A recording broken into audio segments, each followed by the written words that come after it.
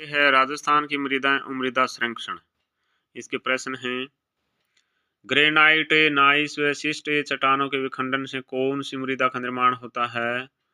तो लाल पीली मिट्टी का निर्माण होता है। ग्रेनाइट, नाइस और शिस्ट चट्टानों के विखंडन से लाल पीली मिट्टी का निर्माण होता है। कौन सी मृदा का मुख्य घटक नहीं है? तो खनिज है, ह्यूमस है, जल है, जबकि लवण है। ये मृदा का मुख्य घटक नहीं है, यानी खनिज है, ह्यूमस है, जल है। मरुस्थलीय मृदा के बारे में सबसे असत्य कथन का चयन कीजिए। इसमें उर्वरता की कमी लेकिन अधिक लवणता बनी रहती है। सही है। बेर, सहजन तथा करौंदा मरुस्थलीय मृदा के सुधार में उत्तम माने जाते हैं। सही है। मरुस्थलीय मृदा पूर्वी राजस्थान में पाई जाती है, ये गलत है। पश्चिमी राजस्थान में पाई जाती है। मरुस्थलीय मृदा पवनों के द्वारा विस्थापित हो जाती है। सही है।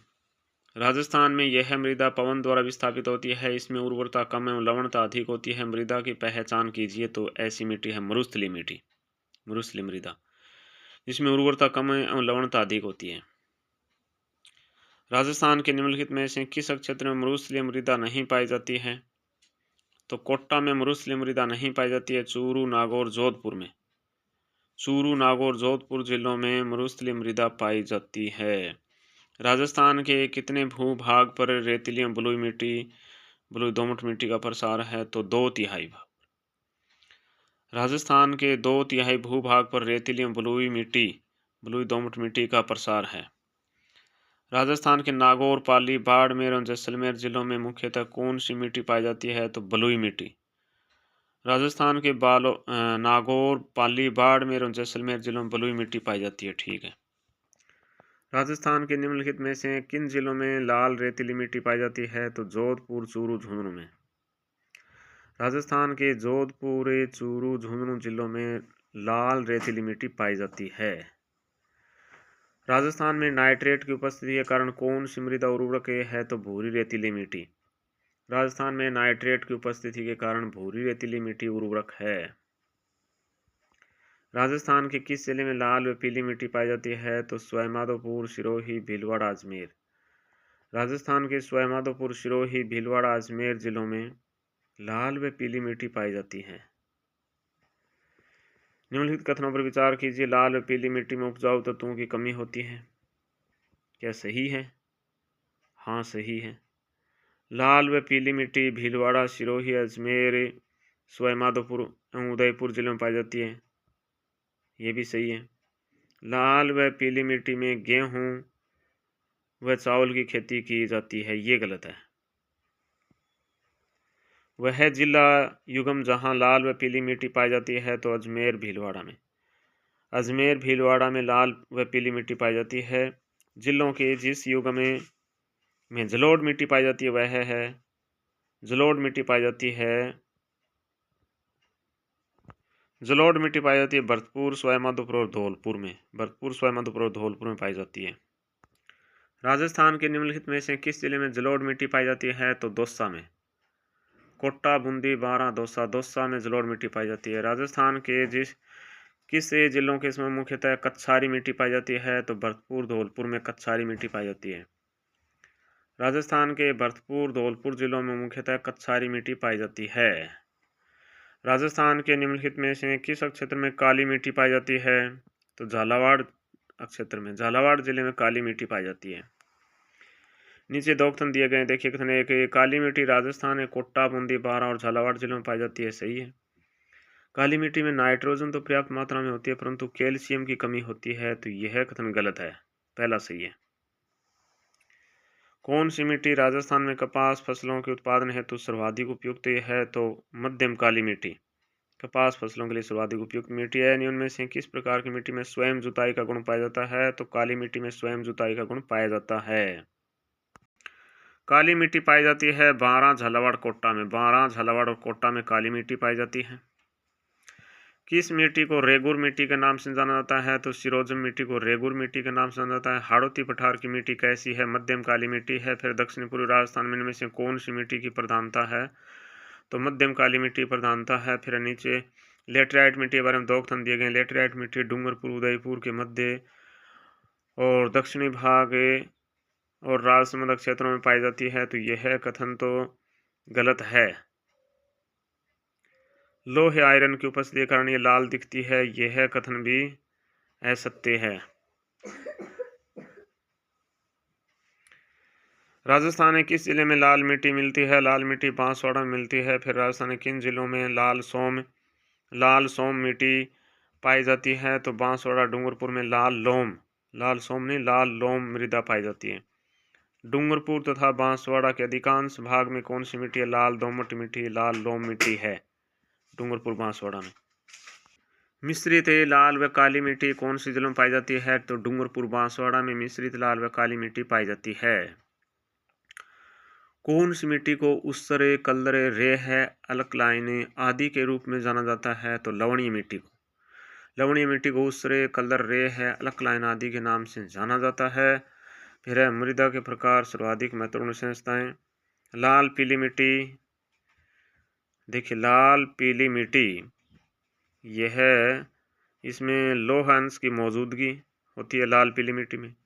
मरुस्थलीय मिट्टी में जल धारण और शोषण क्षमता कम पाई जाती है। काली मिट्टी में चिक्का प्रधान मिट्टी होती है।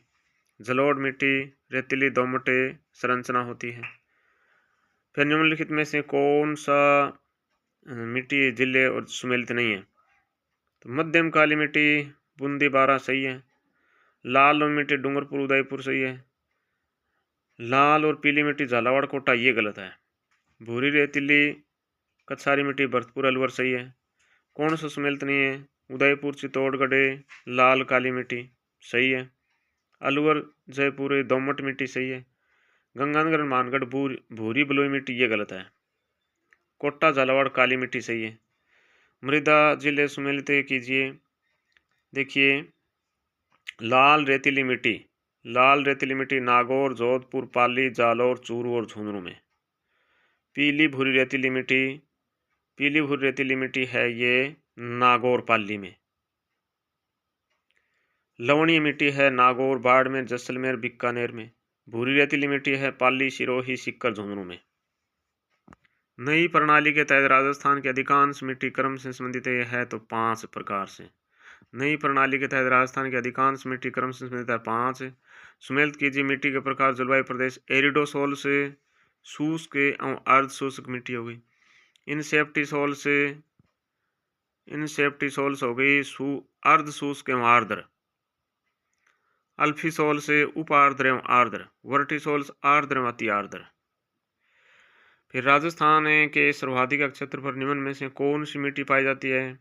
एरिडोसोल्स एवं एंटीसोल्स पाई जाती है। राजस्थान के सर्वाधिक क्षेत्र पर निम्न में से एरिडोसोल्स एवं अल्फीसोल्स मिट्टी पाई जाती है। राजस्थान के किस प्रदेश में एंटीसोल समूह की मृदा मिलती है? तो पश्चिमी प्रदेश में। राजस्थान के पश्चिमी प्रदेश में एंटीसोल समूह की मिट्टी मृदा मिलती है। राजस्थान में किस जिले में केएलसी ऑर्थीड पाई जाती है? तो सीकर जिले में। राजस्थान में सीकर जिले में केएलसी ऑर्थीड पाई जाती है। एरिडी या एरिडो मृदा समूह है प्रधानतः राजस्थान के किस प्रदेश में पाया जाता है? तो उत्तरी पूर्वी राजस्थान में। एरिडी मृदा समूह है प्रधानतः राजस्थान के उत्तरी पूर्वी राजस्थान में पाया जाता है। राजस्थान के निम्न में से किस जिलों में इनसेप्टिसोल से मिट्टी पाई जाती है? तो पाली, भीलवाड़ा, सिरोही में। पाली, भीलवाड़ा, सिरोही जिलों में इनसेप्टिसोल्स मिट्टी पाई जाती है। मृदा में नवीन वर्गीकरण में राजस्थान में अल्फीसोल्स मिट्टी कहाँ पाई जाती है? जयपुर, अलवर, दौसा, कोटा में। मृदा में नवीन वर्गीकरण में राजस्थान में अल्फीसोल्स मिट्टी मृदा कहाँ पाई जाती है? तो जयपुर, अलवर, दौसा, कोटा में। वर्टिसोल से मिट्टी मुख्य रूप से पाई जाती है झालावाड़, कोटा, बूंदी, 12 जिलों में। वर्टिसोल्स मिट्टी झालावाड़, कोटा, बूंदी, 12 जिलों में पाई जाती है। वर्टिसोल्स मिट्टी राजस्थान के किस भाग में मिलती है? दक्षिणी पूर्वी भाग में। वर्टिसोल्स मिट्टी राजस्थान के दक्षिणी पूर्वी भाग में मिलती है। हाड़ौती प्रदेश की मृदा का प्रधान प्रकार वर्टिसोल्स है। नए मूल की जलोढ़ मिट्टी नहीं पाई जाती है कहाँ? कोटा में नहीं पाई जाती है नए मूल की जलोढ़ मिट्टी।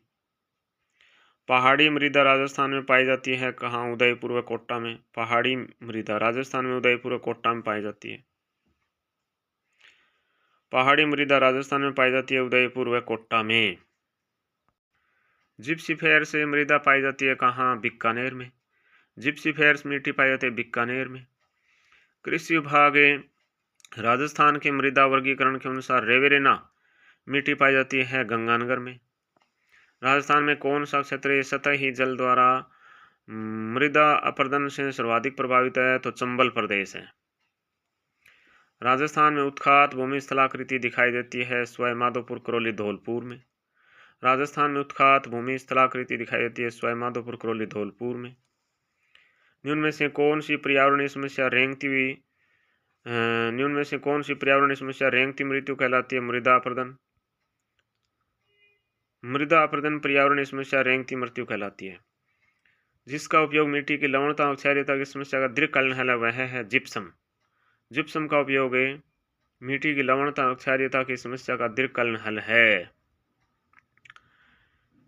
सेम किस स्थिति से संबंधित है? तो सेम पारिस्थितिकी में परिवर्तन से संबंधित है।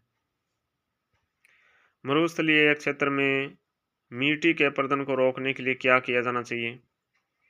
मरुस्थलीय क्षेत्र में मिट्टी के अपरदन को रोकने के लिए वृक्षों की पट्टी लगाना चाहिए। मरुस्थलीय क्षेत्र में मिट्टी के अपरदन को रोकने के लिए क्या किया जाना चाहिए? तो वृक्षों की पट्टी लगाना चाहिए। ठीक है।